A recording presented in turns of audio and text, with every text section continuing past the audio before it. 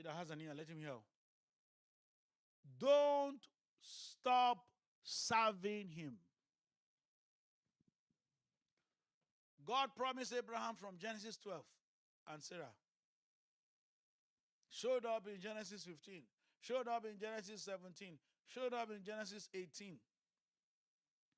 The promise never came to pass until Genesis 21. Look at me. Even when there was a laughter of doubt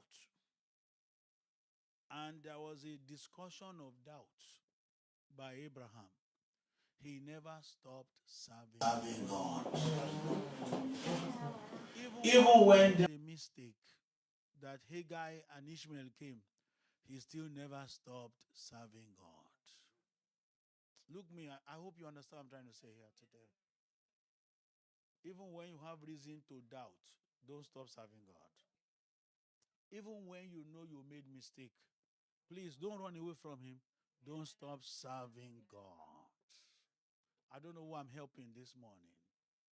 Because I don't know about you. Maybe you guys don't make mistakes. I don't know. Me, I do. This, you know what I'm saying? Me, I do mistakes. I don't know about you. Some of you are very holy. Sanctified like Nadia, like Natalie. Very sanctified. She's a clean girl. She doesn't make mistakes. And it comes to God. Are you know what I'm saying?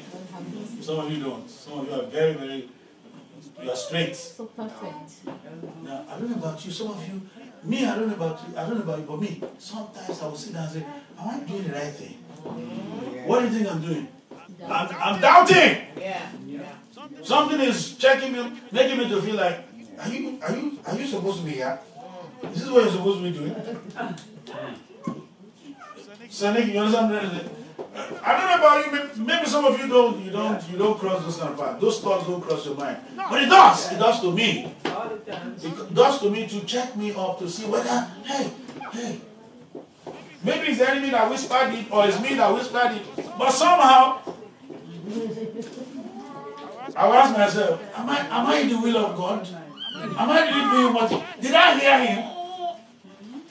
God, are you sure I'm doing the right thing? Now, after all of those rambling, I still am not coming back to serve him. You know what I'm saying? What I'm simply saying to you is this. Even when you feel some level of doubt, that should not stop you from serving him. If you find yourself that you made a mistake, it shouldn't stop you from serving him. Don't uproot yourself from his presence.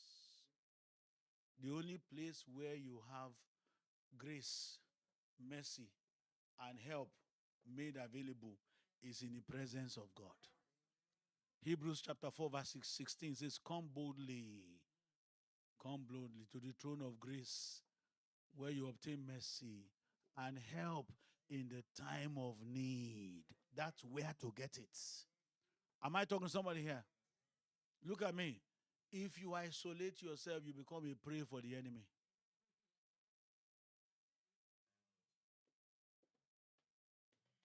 Don't isolate yourself. Look at me. Abraham, even though there was some level of doubt, he never stopped serving. There was some level of mistake, he never stopped serving. And God knows you will make mistake anyway. God also knows that you will doubt anyway. But he expects after you have gone through the route of doubt, you should return back to the path of faith.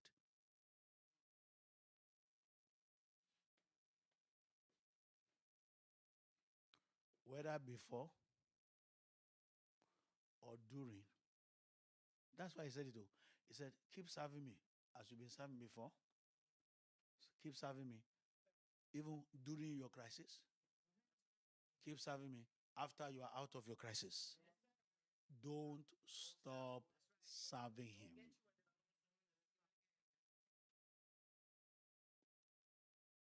Did you hear what I said? You will see that in that Genesis 21.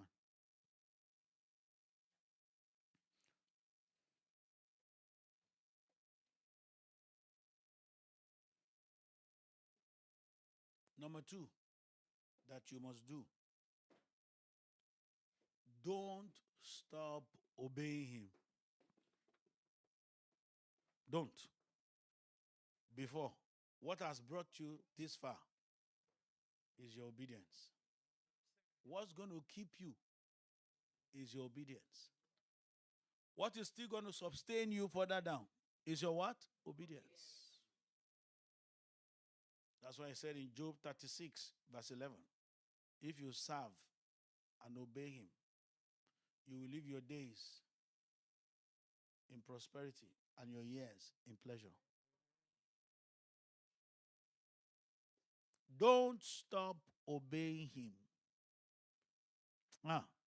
Number one is don't stop serving him before, during, and after.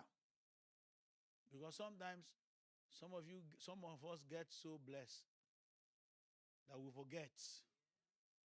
We forget where we're coming from.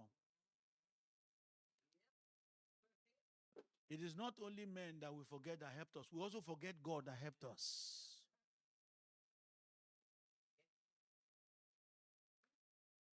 Don't stop serving him. Don't stop obeying him. If you look at that Genesis 21, Abraham from Genesis 12 obeyed and served. Is that not so? Genesis 13, he obeyed.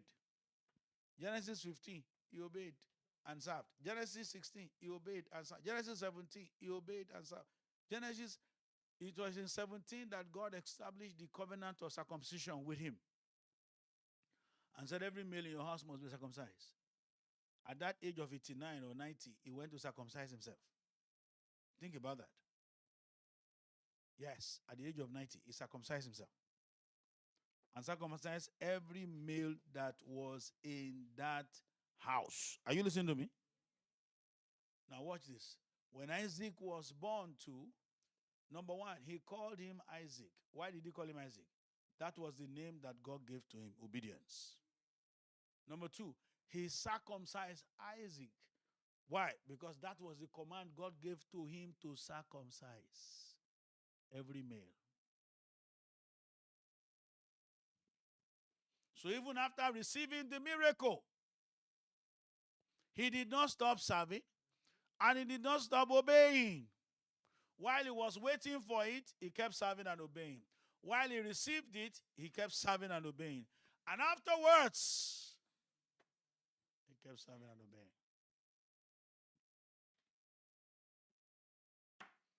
Don't stop. Whether they look you well or they didn't look you well, whether they talk to you well or they didn't talk to you well, whether they love you or they don't love you, your assignment is with the God that you serve, not with a man. Don't let what anybody say or anybody does to you stop you from serving him. Don't let what anybody says or anybody does stop you from obeying him. It's your life, oh. It's not theirs, oh. It's your own. Your life.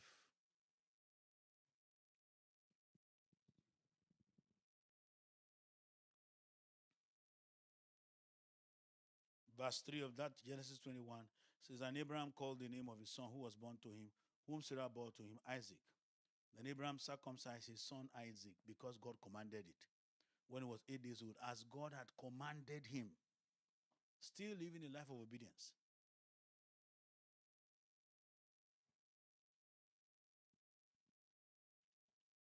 Don't stop serving him. Don't stop obeying him. Are you hearing what I'm saying?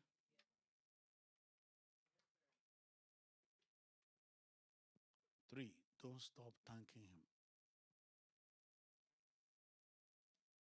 Don't stop thanking him. Like I told you on the 31st of October, from the book of Ephesians, I told you, so take away filthiness and coarse jesting and corruption from your mouth. Replace it with thanksgiving. Anybody I'm saying? Remember that in the book of Ephesians? Let's go to Ephesians. I'll show you. Glory to God. book of Ephesians. Look at it. Chapter 5. Ephesians chapter 5. Are you there? Verse number 4. He said, neither filthiness nor foolish talking. Someone say foolish talking. Read that version for me. What does it say? Do not speak in a way which uses disgusting words. Do not talk about silly things like fools do. It is not right for God's people to talk like that. Instead, you should speak in a way that shows that you are thanking God. Can you use my microphone to read that verse? Yeah, I got you, bro. Do not speak in a way which uses disgusting words. Do not talk about silly things like fools do. It is not right for God's people to talk like that. Instead, you should speak in a way which shows that you are thanking God. Speak in a way. That means that must be your. Thank you, bro. Jamel. What did you call it now? Your tone. Thank you. That must be your tone.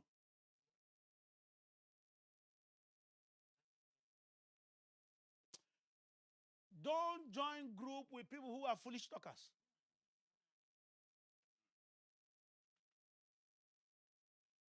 Your life is too precious to waste it.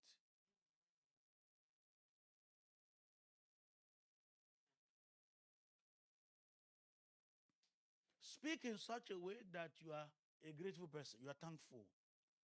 You are thankful. You are thankful. In other words, be thankful. Someone say, be thankful. Be thankful to God. Be thankful to man. Be thankful. Now,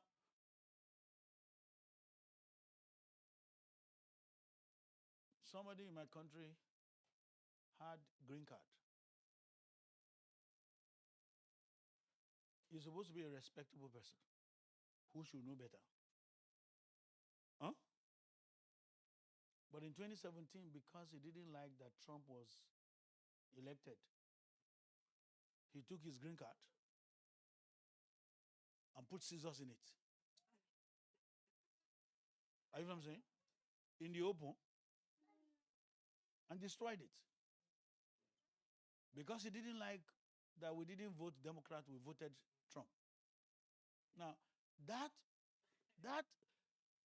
was that's foolish. He's supposed to be a wise person, but his wisdom was not displayed. That you don't like the man is not enough to. That a nation gives you his green card is not a right, it's a privilege. It's a privilege. And you're expected to honor that nation. And if you're even going to destroy it, do you need to make it open or make it public? Oh, I'm coming. The story is not over. The story is not over. So now that he destroyed green card in 2017, you know what I'm saying? And he's been coming to the US. You see, he has to come. So he had to get a tourist visa. So they gave him tourist visa. He's been coming. He's a professor. And he teaches in universities, yeah. He's a Nobel laureate. The first African Nobel laureate. You know. Are you know what I'm saying? Now, American government remembered his sin. Yes, Trump remembered his sin. And so they revoked his visa.